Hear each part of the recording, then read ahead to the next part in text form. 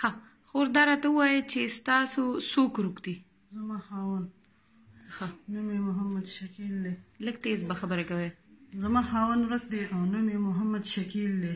ښه دا چې په 2009 کې اوچت کړی دی.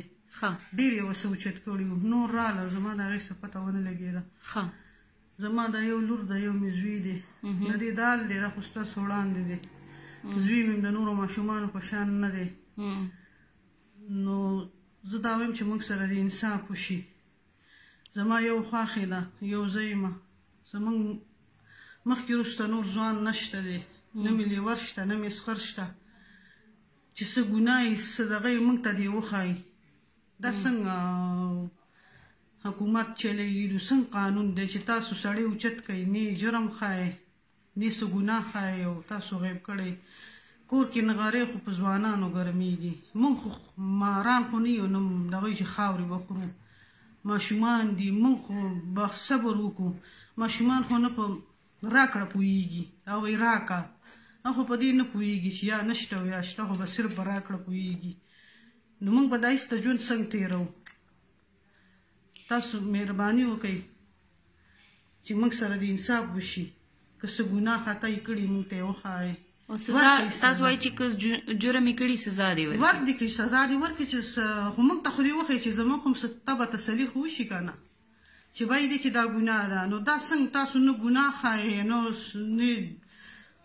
بس غیب کړی دی چې دا ګناه ده د کې او دا موږ تاسو د کوم کلي یې؟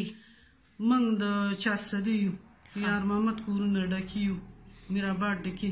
ښه او دی اوچت کړی مو هماغه ځای نه دی؟ دا پته خو راته نشته خو په چارسده اپریشن لړه شوی خو کور نه و که نه دا یې بار اوچت کړی. نو هغه اپریشن کې چې نور خلک اوچت کړي او واپس رالل؟ چې هغه ټول واپس رال.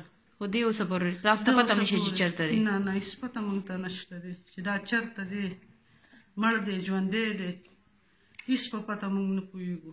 او چې کوم داسې اوچت شوي هغه ټول راغلي څوک میاشت پس څوک کال پس څوک 15 کاله پس څوک 10 کاله پس. زه به دا ایسته خو ژوند دی دا به موږ څه کوو؟ بس خدای دې وکړي چې پیدا شي. خدای دې وکړي چې دا ټول ورک خلک دي راښکاره کړي. که سزا ورته کېږي سزا دې ورکړي خو راښکاره دي راښکاره دي کړي چې زموږ هم څه طبعه تسلي وشي که نه چې بی دا ګناه یې کړې ده او بس پکې نیولي دي. تاسو نه ګناه ښیوئ نه موږ ته یې راښیوئ او بس اوچت کړي دي او ځان سره م ساتلي دي. دا خو کور دی واړه دي د دې بوډۍ نیا ده زه یم دا ماشومان دي بل ځوان نشته دی. دا ټول عمر به بس موږ په انتظار کې داسې تېرېږي